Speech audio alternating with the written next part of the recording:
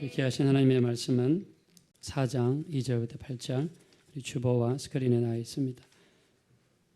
우리 교독하겠습니다. 제가 먼저 얘기했습니다. 너는 말씀을 전파하라. 때를 어떤지 못 어떤지 항상 힘쓰라. 범사의 오래 참음과 가르침으로 경책하며 경계하며 권하라. 때가 이르리니 사람이 바른 교훈을 받지 아니하며 귀가 가리워서 자기의 사역을 따를 스승을 많이 또 그 길을 진리에서 돌이켜 허탄한 이야기를 따르리라. 그러나 너는 모든 선한 일에 신중하여 고난을 받으며 전도자의 일을 하며 내 직무를 전제와 같이 내가 벌써 부어지고 나의 떠날 시각이 가까웠도다. 나는 선한 싸움을 싸우고 나의 달려갈 길을 마치고 믿음을 지켰습니다. 이제부로는 나를 위하여 의의 면류관이 예비되었으므로 주고 의로우신 재판장이 그날에 내게 주실 것이며 내게만 아니라 주의 나타나심을 사모하는 모든 자에게도니라. 아멘. 따라하겠습니다. 전제와 같이 부어짐이 됩시다. 다시 한번 전제와 같이 부어짐이 됩시다. 네, 그렇게 되기 원하시면 다 같이 아멘 하겠습니다.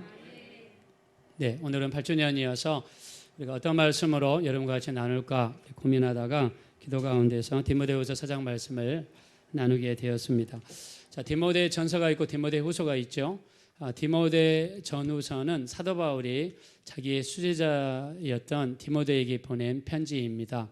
특별히 오늘 읽었던 디모데 후서는요, 사도 바울이 죽기 전에 이 땅에서 생애를 마치기 전에 마지막으로 제자였던 디모데에게 보낸 편지입니다. 그래서 아무래도 죽음에 가까울수록 가장 진심 어린 말을 하기가 쉽겠죠. 또 가장 중요한 말을 하기가 쉽겠죠. 자, 그 중에 첫 번째가 때를 어떤지 못 어떤지 복음을 증거하라 말씀입니다. 자, 우리 한번 2절 말씀입니다. 시작. 너는 말씀을 전파하라. 때를 어떤지 못 어떤지 항상 힘쓰라. 범사의 오래 참음과 가르침으로 경책하며 경계하며 권하라. 아멘. 자, 디모데에게 붙어간 첫 번째 일성이 때를 어떤지 못 어떤지 복음을 증거하라. 자, 왜 복음을 증거해야 될까요? 복음 속에는 구원이 있고 생명의 역사가 있죠. 우리가 죽으면 끝나는 것이 아니라 반드시 천국과 지옥으로 나눠지고 하나님께서는 모든 사람이 구원받기를 원하시기 때문에 복음 증거를 통해서 영혼 구원하기를 원하십니다. 자, 근데 마지막 때 많은 사람들이요, 하나님의 온전한 복음, 온전한 말씀을 따르지 않고 이렇게 세상적인 자기의 스승을 많이 둔다고 경고하고 있습니다. 자, 우리 한번 3절 4절입니다. 다 같이 읽읍시다. 시작. 때가 이르리니 사람이 바른 교훈을 받지 아니하며 귀가 가리워서 자기의 사역을 따를 스승을 많이 두고 또 그 길을 진리에서 돌이켜 허탄한 이야기를 따르리라. 자, 마지막 때가 되면 우리 주변에 수많은 스승들이 생겨나서 사람들이 자기 입맛에 맞게 사람들을 따라다니고 추구하게 된다는 거예요. 자, 근데 우리에게서 가장 중요한 것은 성경이죠. 성경을 모르면 미혹받을 수밖에 없고 잘못된 길로 갈 수밖에 없습니다. 그래서 여러분들도 말씀을 많이 읽었으면 좋겠어요. 우리가 매 주일마다 여러분 주보에 있다가 이렇게 이번 주는 성경을 어디부터 어디까지 읽습니다 라고 이야기하잖아요. 근데 여러분들 중에서 얼마나 많은 분들이 여기를 따라오는지는 잘 모르겠지만 최소한 우리가 이 정도 말씀을 읽어야 되지 않겠습니까? 말씀이 없으면 빛이 없게 되고 쉽게 미혹받고 유혹받아서 걷길로 빠질 수밖에 없습니다. 자, 그래서 사도 바울은 디모데에게 수많은 스승들이 나올 것이다.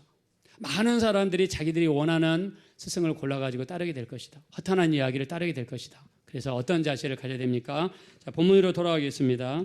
우리 5절입니다. 다 같이 읽읍시다. 시작. 그러나 너는 모든 일에 순종하여 고난을 받으며 전도자의 일을 하며 내 직무를 다하라. 아멘. 자, 따라합시다. 전도자의 일을 하며 내 직무를 다하라.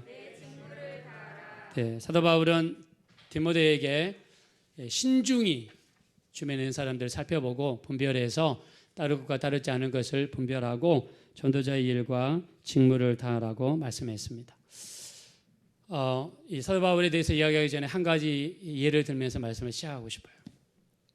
우리가 운동선수들을 보면은요, 타고난 선수들이 있습니다. 태어날 때부터 신체적인 조건이나 아니면은 재능을 가지고 태어나는 선수들이 있어요.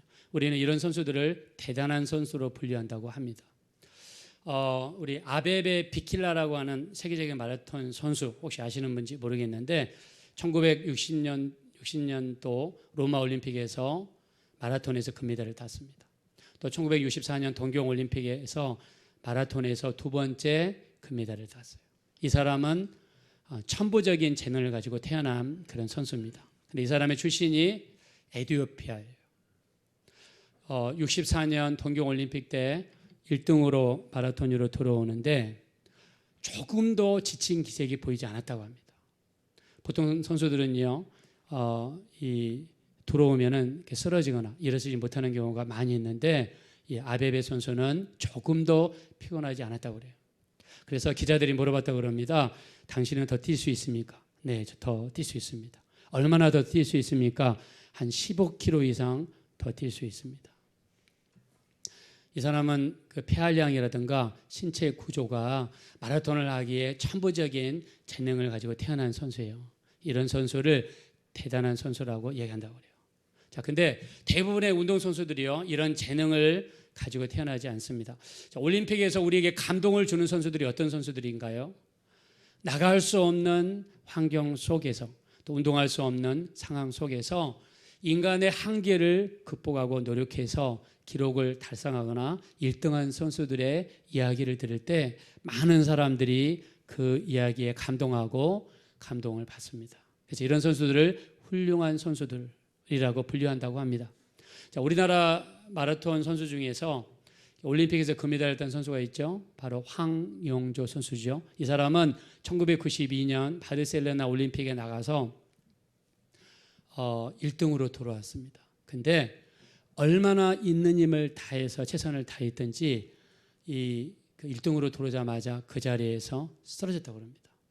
쓰러져 가지고 일어날 힘도 없었대요.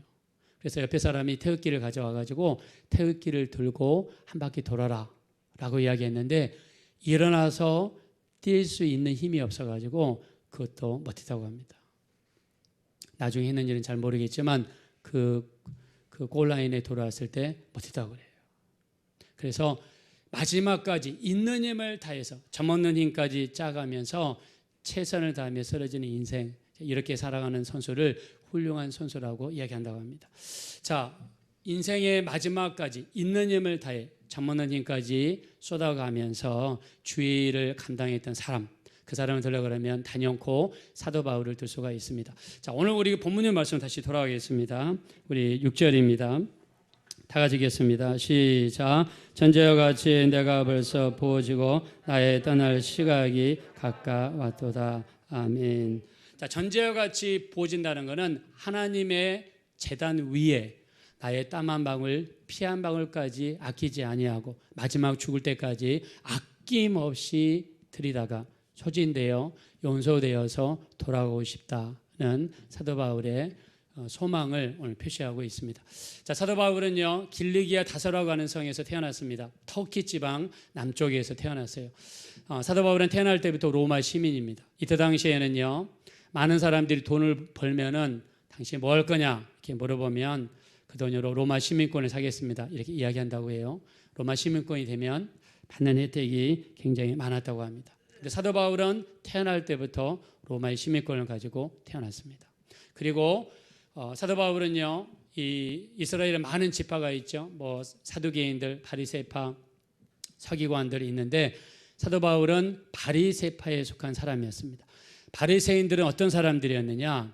하나님의 말씀을 어떤 사람들보다 더 많이 알고 있고 또 신앙에 있어서도 굉장히 열심히 있었던 사람들입니다. 사도 바울은 바리새파에 속했어요. 또 공부도 잘했습니다. 당시에 이스라엘에서 그 유명한 학파가 있었죠. 가말리엘 문화생. 가말리엘 문화생은요, 이 굉장히 수지자들, 공부 잘하는 사람들이 모여서 공부하고 그런 사람들이었다고 그래요. 사도 바울은 열심도 있고 또 성경에 대해서도 많이 알고 있고, 그래서 사도 바울이 했던 일이 뭐냐면 예수 믿는 사람들을 잡으러 다녔습니다. 예수 믿는 사람들이 있으면 잡아다가 감방에 넣는 일을 했어요. 그리고 여러분 스데반 집사님 알고 있죠? 스데반 집사님이 순교를 당할 때 옆에서 같이 협조했던 사람, 이 사람이 사도 바울입니다. 사도 바울은 어느 날이요, 다메섹에 예수 믿는 사람들이 많이 있다는 첩보를 입수했습니다. 그래서 몰래 사람들을 데리고 다메섹으로 쳐들어가서 거기 있는 예수 믿는 사람들을 잡아가지고 예루살렘까지 끌고 오려고 다메섹으로 가고 있었어요. 근데 다메섹 선상을 지나가는데 갑자기 어떤 일이 이루어졌습니까? 하늘에서 해보다 더 밝은 빛이 사도 바울을 내리쳤습니다. 빛이 얼마나 밝았던지 쳐다보는 순간에 사도 바울의 눈이 3일 동안 멀었다라고 성경이 표현했어요.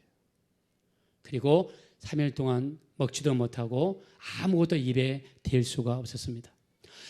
하늘에서 빛이 쏟아질 때 소리가 있었습니다. 그때 주님이 뭐라고 했습니까? 사울아 사울아 네가 어찌하여 나를 핍박하느냐. 이스라엘 사람들은요, 하늘에서 말씀하실 수 있는 분은 누구냐? 오직 하나님밖에 없다라고 생각한다고 합니다. 사도 바울이 길을 걸어가는데 갑자기 하늘에서 음성이 들려와요. 사울아 사울아 네가 어찌하여 나를 핍박하느냐. 사울은 깜짝 놀랐습니다. 그래서 물어봅니다. 주여 누시니까? 그때 예수님이 말씀하시죠. 하늘에서 네가 핍박하는 나사렛 예수라. 우리가 당시 예수라는 이름이 굉장히 많습니다. 예루살렘에도 예수가 있고요. 예루살렘 예수. 그다음에 사마리아에도 예수가 있고 사마리아 예수. 근데 우리가 믿는 예수는 나사렛 예수입니다. 하늘에서 주님이 말씀하십니다. 네가 핍박하는 나사렛 예수라.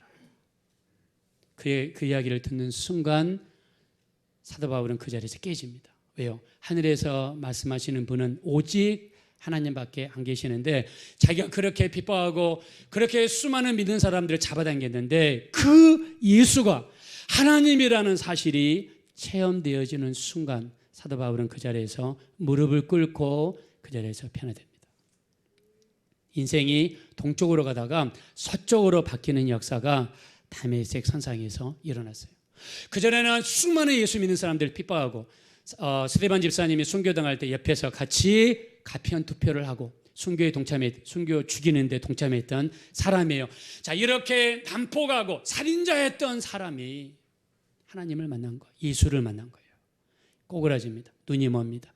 손에 이끌려서 다메섹 안으로 끌려갑니다. 다메섹에는요 아나니아라고 하는 제자가 있었어요. 우리가 또 다른 아나니아 삽비라가 있지만 아나니아라고 하는 제자가 다메섹에 살고 있어요. 아나니아가 기도하는데요, 예수님이 말씀하십니다. 직가라고 하는 거리로 가라. 유다의 집을 찾아라. 거기에 사울이라고 하는 청년이 기도하는 중이다. 아나니아라고 하는 사람이 들어와서 자기에게 기도하는 것을 봤다라고 예수님이 말씀해 줍니다. 아나니아가 찾아갑니다. 그리고 사도 바울의 이 머리에다가 안수하는 순간에 눈에서 눈꺼풀이 사라지고 그리고 눈이 떠지는 이런 역사가 나타났습니다. 예수님을 만난 거죠. 예수님을 체험한 겁니다. 자, 우리 주변에도 보면은요, 극적으로 예수님을 만난 사람들이 정말 많습니다. 제가 대학교 다닐 때 제가 아는 한 선배는요, 집에서 엄마 아빠가 목사님 모시고 와가지고 구역 예배 드리면 두꺼비통 내려버려요. 밤인데 두꺼비통 내려버려요. 그러면서 소리를 고래고래 지르면서 우리 집에서 나가라고, 찬송하는 소리 듣기 싫다고. 근데 그 어머니 아버지가 끊임없이 기도하니까 수련회 가가지고 회개하고 예수님을 만나는 그런 사건이 일어나더라고요. 그러니까 예수를 핍박하던 열심히 정반대로 바뀌어가지고 그 즉시로 다방마다 돌아다니며 전도하고 길거리 돌아다니면서 전도하고 다방에서 전도하다가 옛날에는 안전뱅이들이요 타이어를 반쪽 잘라가지고 엉덩이에다가 붙이고 다녔거든요. 휠체어가 없으니까. 어려운 시절에 다방에 와서 껌을 팔면서 한 푼 보태달라고 그럴 때 그 영혼이 불쌍해가지고 다방에서 2시간 동안 기도를 했대요. 일어날 때까지. 결국에는 그 자리에서 안전뱅이가 일어나가지고 그 안전뱅이가 예수 믿는 역사가 일어나고 이 선배는 지금 목사님이 됐습니다. 우리가 열심히 예수를 핍박하는 사람, 그 사람 방향만 좀 달라주면요 똑같은 열심으로 예수를 증거하는 것을 우리 주변에서 정말 많이 볼 수 있어요. 전 세계 인구가 80억입니다. 80억 인구 중에서 25억 명의 사람들이 예수 믿습니다. 왜 25억 명의 사람이 예수 믿습니까? 세뇌 교육으로 가능할까요? 절대로 가능하지 않습니다. 본 바가 있고 들은 바가 있고 몸으로 체험 바가 있기 때문에 그렇게 예수를 믿는 거예요. 우리나라도 5천만 명의 인구 중에서 1,000만 명의 사람들이 예수 믿습니다. 왜 예수 믿습니까? 본 바가 있고 들은 바가 있고 체험한 바가 있으니까 살아계신 예수님을 지금도 마음속 깊이 믿게 되는 여사가 나타나는 줄로 믿습니다. 사도 바울은요, 복음을 증거하면서 엄청난 핍박을 받았어요. 우리 고린도후서 11장 24절 이하에 보니까 40에 하나 감한매를 5번 맞았고요, 3번 태장으로 맞았고요, 1번 돌로 맞았고요, 3번 배를 타고 파선했고요, 일주일 동안 주야로 기품에서 바다에서 지냈고요, 수고하고 예수고 여러 번 자지 못하고 줄이고 목마르고 여러 번 굶고 춥고 헐벗었다고 이렇게 고백했습니다. 예수를 만나고 나서 사도 바울은요 이렇게 변했습니다. 오늘 전제라고 하는 것, 전제는 무엇이냐면, 자, 이스라엘 구약에 보면 하루에 제사를 2번 드립니다. 해 뜰 때 한 번, 해질 때 한 번. 어린 숫 양을 잡아가지고 피를 흘려서 뿌리고 내장을 긁어내서 태우고 재물을 번제단에 갖다 놓고 드리는 것. 그래서 매일 드린다고 해서 상번제, 또 불을 태우면서 드린다고 해서 화제라고 합니다. 아침에 한 번, 저녁에 한 번. 자, 근데 이 어린 숫 양을 하나님 앞에 드리게 되면 피냄새도 나고 보기도 안 좋아요. 거기에다가 마지막으로 포도주를 부어줍니다. 포도주를 부어주면 색깔이 좋아지고 포도주를 부어주면 냄새도 좋아집니다. 자, 포도주를 부어주는 제사, 이거를 전제라고 합니다. 포도주를 붓는다는 것은 내 몸에 있는 땀 한 방울, 피 한 방울 아끼지 아니하고 주를 위해서 주님 앞에 쏟았다. 언제까지? 죽을 때까지, 마지막까지, 내 목숨이 다하는 순간까지 주를 위해서 이렇게 살았다는 것입니다. 자, 사도 바울은 첫째, 제단을 쌓는 인생을 살았어요. 자기 자신을 통째로 하나님 앞에 제물로 드렸다는 거예요. 그래서 고린도전서 12장 1절에 보니까 모든 자비하심으로 너희를 권하느니 너희 몸을 하나님이 기뻐하시는 거룩한 산 제사로 드리라. 이는 너희가 드릴 영적 예배니라. 우리 몸을 하나님이 기뻐하시는 산 제사로 드리라는 거예요. 산 제사가 뭡니까? 구약시대처럼 여러분 자신을 제단 위에 올려놓고 가운데를 가르고 피를 흘리는 그런 것이 아니라 산 제사로 드린다는 것은 믿음의 예배를 드리는 것입니다. 우리 히브리서 11장 6절, 믿음이 없이는 하나님을 기쁘시게 하지 못하나니 하나님께 나가는 자는 그가 계신 것과 그를 찾는 자에게 상 주시는 이심을 믿어야 할지니라. 오늘 우리가 창립 8주년 감사 예배를 하나님 앞에 드리러 왔어요. 우리 예배가 어떻게 하나님께 상달될 수 있느냐? 여러분이 믿음의 예배를 하나님께 올려드리고 하나님이 내 예배를 받으신다, 하나님이 지금 나를 보고 계신다, 하나님이 이 예배를 통해서 내 기도를 연락하신다, 이 예배를 통해서 나를 축복하신다, 믿음으로 드리는 예배가 하나님을 기쁘시게 하고 온전히 상달되는 놀라운 역사가 나타나게 될 줄로 믿습니다. 우리 하나님 앞에 산 제물로 드리는 거예요. 구약시대에 제단을 잘 쌓았던 사람, 그리하여 축복을 받은 대표적인 사람이 아브라함입니다. 아브라함은 가는 곳마다 제단을 쌓았어요. 아브라함이 유명한 4대 제단, 첫 번째가 세겜 제단입니다. 하나님께서 갈대아 우리에 살고 있는 아브라함에게 나타나셨습니다. 그리고 네 고향을 떠나라, 아비의 집을 떠나라, 내가 명하는 곳으로 가거라. 하나님이 명령하셨어요. 아브라함은 뒤도 돌아보지 않습니다. 그리고 갔던 데가 가나안 땅이에요. 가나안 땅에 들어가자마자 제일 먼저 도착한 데가 어디냐면 세겜 땅입니다. 세겜 땅에 도착하자마자, 가나안 땅의 첫 번째 도착지에 들어가자마자 그 자리에 뭘 했습니까? 제단을 쌓고 하나님 앞에 예배드렸습니다. 여러분, 갈대아 우르는 생활할 수 있는 터전이 있습니다. 집도 있습니다. 직업도 있습니다. 그동안 쌓아놓았던 게 아주 많이 있습니다. 근데 가나안 땅에서는 뭘 해서 먹고 살아야 될지, 어디에 집을 지어야 될지, 어떤 직업을 가져야 될지 고민이 이만저만이 아닙니다. 무엇을 하며 살아야 될지, 어떤 모습으로 살아야 될지 아무것도 알 수 없는 가나안 땅에 제일 먼저 도착한 땅이 세겜 땅이고, 거기에 쌓은 것이 세겜 제단입니다. 뭘 기도했을까요?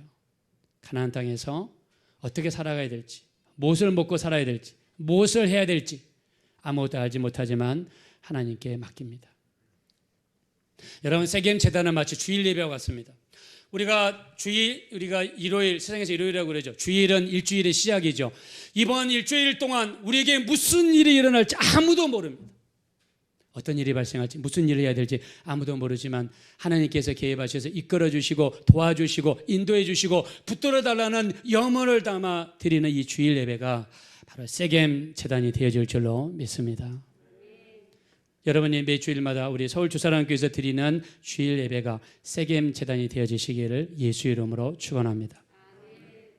두 번째, 베델 제단입니다. 베델 제단에서 베델에 도착했습니다. 도착하자마자 제일 먼저 한 것은 제단을 쌓고 예배를 드렸어요.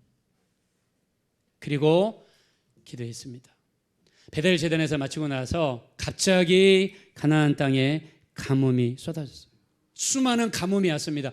먹고 살기 힘듭니다. 경제적으로 어렵습니다. 그래서 양식이 많이 있는 애굽이 있다는 이야기를 듣고 애굽으로 내려갔어요. 근데 일이 터졌습니다. 아브라함의 아내에 있던 사라가 얼마나 얼굴이 예뻤던지 지나가는 모든 사람들이 쳐다보았고 욕심을 내세요. 지금은 법이 제약을 하지만 그때 당시는 양육강식의 시대이기 때문에 애굽의 왕이었던 바로가 아브라함에게서 사라를 빼앗았습니다. 아브라함 입장에서는 자기 아내를 빼앗긴 거예요. 아내는 지금 궁궐로 들어갔습니다. 어떻게 해야 될지 모르겠어요.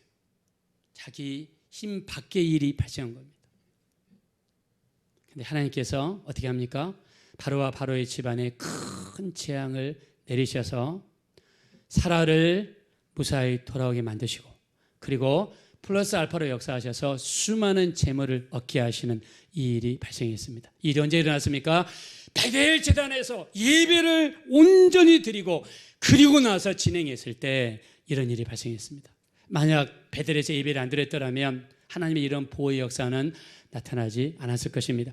베델 제단에서 예배는요, 아브라함의 가정을 지키는 예배였고 플러스 알파가 일어나는 기적의 예배가 되었습니다. 오늘 우리 서울 주사랑교회에서 드리는 여러분의 예배가 베델 제단의 예배가 되셔서 하나님이 여러분의 가정을 지키시고 자녀를 지키시고 여러분 모두를 지키시는 예배가 되어지시고 플러스 알파의 기적의 역사가 나타나는 귀한 베델 제단의 예배가 되어지시기를 예수 이름으로 축원합니다.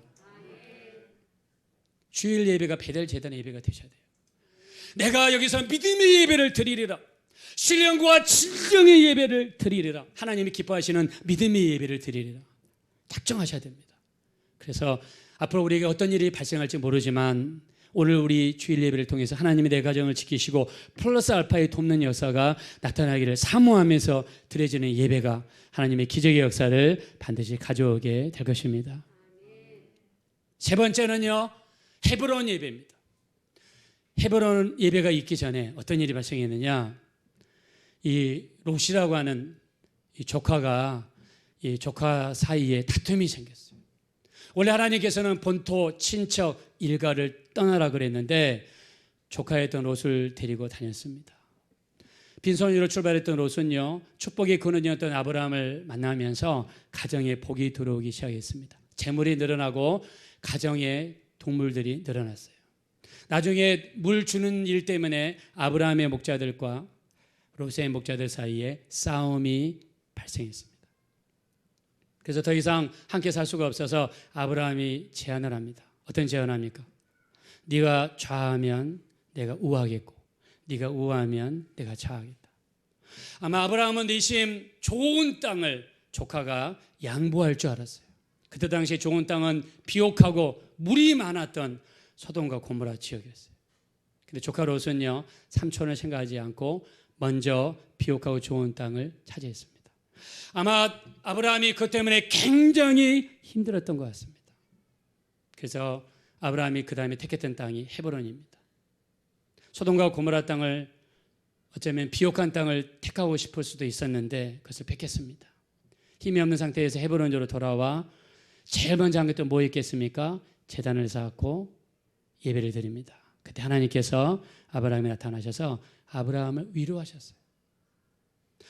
자기의 뜻대로 되지 않는 것 때문에 힘들어하는 아브라함, 자기가 갖고 싶었던 것을 못 갖고 어려워하는 아브라함, 그 아브라함에게 하나님이 나타나셔서 아브라함을 위로하십니다. 그러면서 내가 너를 복의 근원, 축복의 통로, 네 자손들을 하늘의 별과 같이, 네 자녀들을 바닷가의 모래와 같이 만들어 주겠다는 하나님의 위로가 부어지는 제단이 바로 헤브론 제단이었습니다.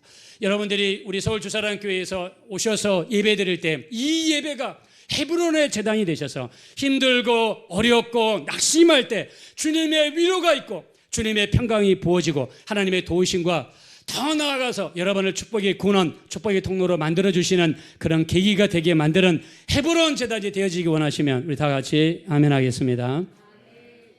네 번째 제단이 모리아 제단입니다. 모리아 제단은요, 지금 예루살렘이 도시가 있는 곳입니다. 하나님이 아브라함에 명령하셨어요. 네 아들 이삭을 바쳐라 명령하셨어요. 이삭을 데리고 3일 걸려서 모리아 산까지 갑니다. 바위 위에다가 이삭을 눕힙니다. 그리고 칼을 들어서 이삭을 번제로 바치려고 죽여서 배를 가르고 창자를 꺼내서 태우고 전체를 불살라서 하나님께 드리려고 정말 자기 아들을 죽이려고 그랬어요. 그때 하나님 뭐라고 말씀하시죠? 창세기 22장 12절에 네가 네 아들 독자라도 내게 아끼지 아니하였으니 내가 이제야 네가 하나님을 경외하는 줄을 아노라. 그러면서 그 땅을 여호와 이레라 했습니다. 여호와 이레는 뭡니까? 하나님께서 나를 위해서 미리 준비하신다는 그런 뜻입니다. 우리 오늘 여러분이 드려지는 예배, 또 우리 서울 주사랑교회에 오셔서 여러분이 하나님께 믿음으로 드리는 예배가 모리아 제단의 예배가 되셔서 여러분을 위하여 하나님이 예비하시는 제2의 여호와 이레의 역사가 나타나게 되시기를 예수의 이름으로 축원드립니다. 이게 제단을 쌓는 인생입니다. 사도 바울은요, 자기 자신을 전체를 하나님께, 하나님의 제단 위에 올려드리는 인생을 살아. 그리고 오늘 본문과 같이 자신을 전제와 같이 자기에게 있는 땀 한 방울 아끼지 아니하고 피 한 방울 아끼지 아니하고 자기에게 있는 모든 것을 하나님 앞에 바쳐서 드렸던 사람, 그 사람이 바로 사도 바울입니다. 사도 바울이 이렇게 헌신적인 삶을 살 수 있었던 이유, 바로 오늘 8절 한번 합독하겠습니다. 시작. 이제부로는 나를 위하여 의의 면류관이 예비되었으므로 주고 들어오신 재판장이 그날에 내게 주실 것이며 내게만 아니라 주의 나타나심을 사모하는 모든 자에게 되니라. 아멘. 주님을 사모하는 자에게 주님께서 의의 면류관을 주시겠대요. 하늘의 상급을 소망하시며 우리 한번 다 같이 아멘 하겠습니다. 사도 바울이 이렇게 헌신할 수 있었던 동기, 하늘의 상급입니다. 영국의 6.25 때 참전했던 용사 중에, 미국 용사 중에 척 핀이라고 하는 사람이 있습니다. 척 핀이. 이 사람은 참전 용사입니다. 이 사람은 1938년생이시고요. 그리고 아일랜드 출신이십니다. 미국으로 이민 간 이민자입니다. 그러다가 미국에 가서 시민권을 딴 다음에 6.25 때 우리나라의 참전 용사로 참전했습니다. 이번은요, 나중에 그 공항에 가면 여러분 면세점이 있잖아요. 미국에 있는 거의 모든 공항에 면세점을 열었고 면세점을 통해서 억만장자의 반열에 오른 사람입니다. 그래서 면세점을 통해서 성공하신 분이 척 피니라는 분이에요. 근데 이분은 얼마나 구두쇠였냐면요, 우리가 시계를 차고 다닐 때 여러분 그 시계 중에서 싼 시계 있잖아요. 카시오 시계. 억만장자, 돈이 그렇게 많은 사람인데 전자시계 뭐 한 몇천 원짜리 차고 다니는 사람이고요. 그 다음에 차도 한 10년 이상 된 거, 구닥다리, 그런 차만 타고 다니는 사람이고요. 그 다음에 이 밥도요 아주 싸구려 레스토랑에 가가지고 한 끼를 해결하는 뭐 그런 사람이었대요. 굉장히 구두쇠 같은 그런 사람이었어요. 그래서 이 사람이 돈이 그렇게 많은 사람인데 왜 이렇게 돈이 없는 사람처럼 행동하냐. 그래서 구세청에서 세무조사를 했다고 합니다. 세무조사를 하니까 한 달에요, 한 수입의 99%가 다른 회사로 옮겨간 정황을 발견했습니다. 그래서 이 사람이 혹시 비자금을 조성한 거 아니냐, 아니면 개인적으로 착복한 것이 아니냐 해서 자세히 조사해 보니까 자기가 받는 수입의 99%를 다른 회사에다가 송금을 했는데 그 회사가 자선회사예요. 자선회사. 자선회사를 통해서 가난한 사람, 교회 이런 데다가 자기 재산의 99%를 돕고 있다는 겁니다. 그 돈을 합쳐보니까 우리나라 돈으로 약 10조 정도 되는 돈이 기부금으로 지출이 됐답니다. 10조. 그럼 이 사람이 왜 이렇게 99%의 돈을 가지고 이렇게 기부했느냐. 그러니까 이 사람이 이렇게 힘들고 어렵게 살았겠죠. 그 어머니의 믿음을 본받아가지고 어머니께서 오른손이 하는 일을 왼손이 모르게 해라. 그리고 가난한 사람들을 도와라. 우리 잠언서 14장 31절에 보니까 가난한 사람들을 무시하는 사람은 그를 지으신 하나님을 멸시하는 것이요, 궁핍한 중에 있는 사람들을 돕는 사람은 하나님을 공경하는 거라 그랬습니다. 또 잠언서 19장 17절에 보니까 가난한 사람들을 돕는 자는 하나님께 구워드리는 것이니 그의 선행을 하나님께서 갚아주시겠다고 말씀했습니다. 그 어머니가 준 신앙이 뭐냐? 주변에 수많은 가난한 사람들에게 베풀면서 살아라. 그리고 오른손이 하는 것을 왼손이 모르게 해라. 그리고 하늘의 상급을 바라보면서 살아라. 네가 이 땅에서 베푸는 그 모든 것이 하늘의 상급으로 쌓일 것이다. 이 척 피니의 이야기를 통해서 정말 감동받은 사람이 누구냐면 미국의 마이크로소프트, 여러분 윈도우 프로그램 있죠? 그걸 만들어낸 빌 게이츠, 이 사람이 이분을 통해서 감동을 받았다고 그래요. 그래서 빌 게이츠는 목표가 자기가 벌었던 돈의 90%를 기부하는 겁니다. 그래서 빌 앤 멀린다 게이츠 재단을 만들고 거기에서 자기 재산의 90%를 기부하는 게 빌 게이츠의 목표예요. 빌 게이츠는 또 운동을 하고 있죠. 미국의 탑 400위, 400명의 억만장자들에게 자기 재산의 50%를 기부할 것과 또 여기에 동참할 것을 사람들에게 이야기하고 있습니다. 왜 척 피니가 이렇게 이야기했느냐? 바로 하늘의 상급을 바라보고 한 겁니다. 제가 여러분들에게 박영규 목사님, 지금은 돌아가셨죠? 박영규 목사님의 이야기를 한 적이 있어요. 박영규 목사님은요, 그 중학교, 고등학교를 3개나 가지고 계신 분입니다. 이분이 책을 썼는데, 옛날에는 인터넷이 나오기 전이니까 책을 썼는데 이 책이 대박이 나가지고 그래서 엄청난 돈을 버신 분이에요. 그래서 중고등학교 3개를 운영했습니다. 그리고 또 교회에도 잘 되셔서 교회도 5천 명이 넘는 큰 교회로 성장했습니다. 근데 어느 날 아침에 일어나서 힘을 쓰다가 뇌에서 혈관이 터져가지고 사람이 이렇게 새우처럼 꼬그라져가지고 병원에 실려가셨다고 그래요. 영동 세브란스에 실려가셨는데 10일 동안 노력했지만 병원에서 포기했습니다. 그리고 이제 임종을 준비하라는 이야기를 했습니다. 집으로 모시고 오셨다가 그 심장 그 뭐 표시하는 기계 있잖아요. 그게 멈췄어요. 그래서 임종 예배를 하나님 앞에 드렸습니다. 근데 이 박영규 목사님의 영혼이 분리가 딱 됐는데 하늘에서 천사 2명이 나타나서 박영규 목사님을 양쪽에 잡고 천국으로 안내했습니다. 그리고 천국에 가서 예수님을 만나서 많은 이야기를 들었죠. 그때 주님께 물어봤다고 해요. 왜 나를 천국에 데려오셨습니까? 내가 너에게 천국과 지옥을 보여줄 텐데 이걸 보고 나서 이 땅에 내려가서 수많은 사람들에게 알리라는 사명을 주님이 주셨다고 합니다. 그러면서 하늘에 보니까 이 그 큰 상급 받는 사람들 보니까 집이 어마어마하게 크더래요. 집이. 그래서 가장 큰 집을 가진 사람들 찾아보니까 첫째, 미국에서 전도 집회를 인도했던 D.L. 무디. 두 번째, 영국에서 전도 집회를 했던 요한 웨슬러. 세 번째, 일제시대 때 우리나라에서 수많은 전도를 했던 최건능 목사님.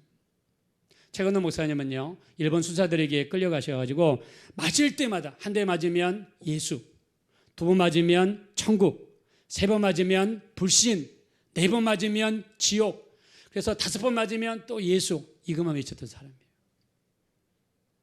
이번에 집이 어마어마하게 큰 걸 발견했대요. 일제시대 때 끝까지 시자 참배하지 않고 돌아가셨던 주기철 목사님 집 앞에 갔더니 주를 위하여 목숨을 버린 자가 받는 상급이 얼마나 큰가를 보라 라는 글씨가 적어져 있었다고 해요. 우리 여수 순천에서 문둥병자들을 치료하면서 순교하셨던 손양원 목사님, 그분의 집을 가니까 주기철 목사님의 집보다 더 크더라 이렇게 간증을 하더라고요.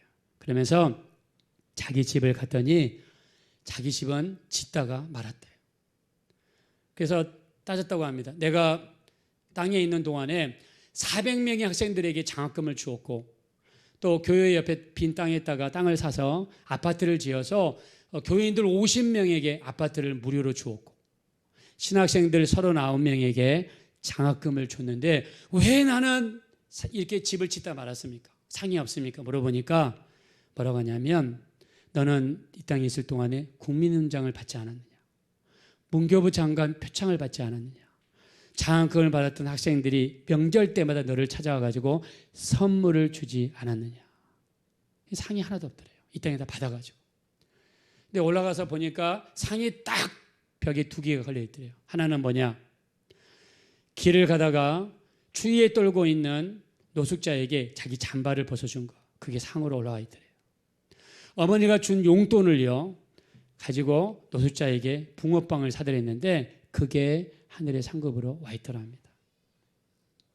우리나라 평신도들 중에서 누가 가장 상이 많으냐고 물어보니까 이 일제시대 때 황해도 재령의 정찬유 장로님의 집이 가장 크고 상이 많더래요. 이분이 어떤 일을 했는가 보니까 이분은 이 농사를 크게 짓는데 1년에 교회에다가 헌금하는 쌀이 3,000석. 전국에 있는 교역자들, 교회에서 일하는 사람들에게 이 월급을 주는데 월급을 주는 교역자가 수천 명. 그리고 이 수많은 이 신학생들을 도왔다고 합니다. 목사님들 중에서 은퇴하신 분들이 있으면 집을 지어드리고 1년에 100가마씩 쌀을 제공해 줬다고 그래요. 근데 그걸 어떻게 했느냐? 은밀하게 아무도 모르게 이렇게 했다고 합니다. 이분이 은밀하게 했던 그런 일들이 하늘에 이렇게 큰 상급으로 쌓여있더래요. 갑자기 천사들이 이야기하는데 하늘에서 건축 재료가 올라온다라고 이야기하더래요. 보니까 어떤 작은 교회 권사님이 계신데 새벽마다 교회에 가서 기도를 하는데 자기 기도보다는 교회인들 87명의 이름을 일일이 부르면서 중보기도할 때마다 그게 하늘의 상급으로 바뀌더래요. 그리고 교회에서 청소할 때마다 하늘의 상급으로 바뀌더래요. 근데 그 일하는 권사님에 대해서 이야기하는데 갑자기 특별한 재료가 올라온다라고 이야기하더래요. 보니까 그 권사님이 딸한테 용돈을 받았는데 그 용돈 가지고 이 계란 5개, 그다음에 양발 2개를 사가지고 교회에 가난한 사람에게 줬답니다. 근데 그게 특별한 재료로 바뀌어가지고 하늘나라에 올라오라는 거예요. 여러분, 사도 바울이 자기에 있는 모든 찐을 다하면서 이 전제와 같이 부어짐이 되고 이렇게 헌신하고 충성할 수 있었던 것은 오직 하늘의 상을 바라봤기 때문입니다. 여러분들도 이 땅에 사는 동안에 하늘의 상급에 대한 소망을 가지시고 많은 상급을 쌓을 수 있는 우리 모두가 되시기를 예수 이름으로 축원합니다. 우리가 이 스포츠적으로 또 건축학적으로 스윗 스팟이라는 단어가 있다고 그래요. 여러분 야구를 이렇게 하는 사람들 중에서요, 야구를 칠 때 여러분 그 배트 야구 방망이 길지 않습니까? 근데 이 야구 방망이 중에서 가장 멀리 나가고 잘 맞고 잘 나가는 그 포인트가 있다고 그래요. 야구 방망이 중에서 거기를 스윗 스팟이라고 합니다. 테니스 치는 선수들이 이렇게 포핸드를 하고 백핸드를 할 때에 가장 잘 나가고 잘 칠 수 있는 부위, 라켓 중에서 그 부위를 스윗 스팟이라고 합니다. 여러분 극장, 요즘에 우리나라도 코로나 이후로 천만 영화가 나왔죠. 극장에 가면 가장 음향이 좋고 잘 볼 수 있는 장소, 그거를 스윗 스팟이라고 그래요. 거기 어디냐면 K부터 N 사이 가운데 줄, 거기가 스윗 스팟이라고 합니다. 이 가장 좋은 자리예요. 감동적이고 감동이 일어나고 케미가 일어나는 장소입니다. 사도 바울은 오늘 우리에게 하나님이 가장 기뻐하시고 받으시는 예배, 받으시는 신앙생활, 복받을 수 있는 신앙생활을 우리에게 보여줬어요. 첫째, 우리 자신을 믿음의 제물로 하나님께 드리자. 그래서 우리 빌립보서 2장 17절에 보니까 믿음의 제물과 상김 위에 잔재로서 내가 부어지고 그랬습니다. 자, 여러분들이 매주마다 예배 드릴 때 우리 예배가 첫째 어떤 예배가 되어야 되냐면 믿음의 예배, 믿음의 제단이 되어지시기를 예수 이름으로 축원합니다. 그리고 여기에다가 잔재를 부어야 돼요. 잔재는 내게 있는 모든 것을 아낌없이 주님께 부어드리는 것입니다. 헌신을 이야기하죠. 여러분들이 주일날 교회 와서 예배 드릴 때 단순히 예배만 드리고 가면은 50점입니다. 교회 와서 여기에 내 피를 쏟고 여기에 내 땀을 쏟고 여기에 내 수고를 쏟고 여기에 나의 헌신을 쏟고 사도 바울과 같이 포도주를 전체를 부으면서 전제와 같이 부어지는 것, 즉 섬김과 봉사가 더해질 때 거기에 스윗스팟 자리가 되는 것이고 축복의 자리, 하나님의 도우심의 자리, 놀라운 역사가 반드시 나타나게 될 줄로 믿습니다. 여러분이 주일날 예배 드릴 때 믿음의 예배를 드리십시오. 그리고 교회 오셔서 섬기시고 봉사하시고 쓰레기 하나라도 주우시고 내가 주를 위하여 땀 한 방울 피 한 방울 아끼지 아니하고 주를 위하여 헌신하리라, 이런 마음을 가지고 예배 드린다면 여기에는 놀라운 영적인 케미가 이루어져서 하나님의 크신 역사 반드시 나타나게 될 줄로 믿습니다. 오늘 발주전을 맞이하면서 제가 여러분들에게 권면의 말씀 드리고 싶은 것은 우리 교회에서 드리는 예배를 여러분의 믿음의 제단, 하나님이 받으시는 믿음의 제단, 헌신의 제단이 되시고 여기에다가 여러분의 포도주를 부으십시오. 여러분의 땀 한 방울, 여러분의 피 한 방울 아낌없이 드리시는 그런 제단에 부어드리시는 예배가 되셔서 이 자리가 스윗스팟이 되셔서 주님이 역사하시고 마음껏 주님이 여러분을 축복하시는 제2의 축복의 장소, 제3의 축복의 장소가 되어주시기를 예수 이름으로 축원드립니다. 이 시간을 합심으로 기도하겠습니다. 우리 기도하실 때 정말 예배 때마다 믿음의 예배가 되어지게 해주십시오. 청성의 예배가 되어지게 도와주십시오. 제단을 쌓는 인생이 되게 해주셔서 세겜 제단, 베델 제단, 헤브론 제단, 모리아산 제단과 같이 하나님의 역사를 끌어들이고 기적의 역사를 끌어들이는 그런 믿음의 제단이 되게 해주십시오. 이 제단 위에 나의 땀을 붓기 원합니다. 나의 피를 붓기 원합니다. 헌신과 수고를 붓기 원합니다. 그래서 이 자리가 제2의 스윗스팟이 되어서 하나님의 놀라운 축복의 폭발이 이루어지는 제단이 되게 해주십시오. 우리 합심으로 간절히 기도하겠습니다.